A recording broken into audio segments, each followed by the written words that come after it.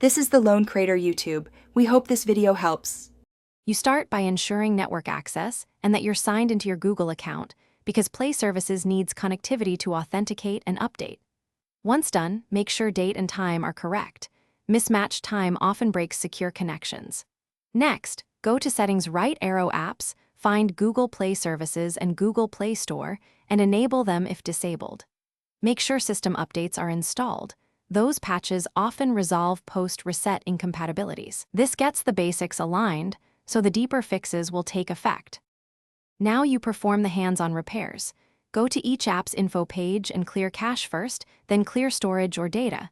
This removes corrupted settings left after reset.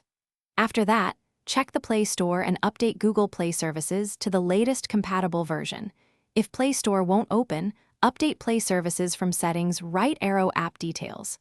Reset app preferences to restore disabled apps or permissions that block services.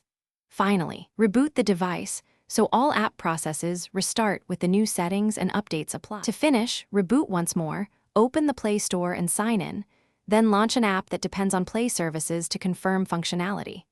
If the error continues, uninstall updates for Google Play Services from the app info page, reboot, and then let it update fresh. This often clears bad versions. Make sure your device firmware or custom ROM is compatible with current Play Services. If nothing helps, your key troubleshooting step is to reflash the official factory image or contact device support. This resolves deep system mismatches.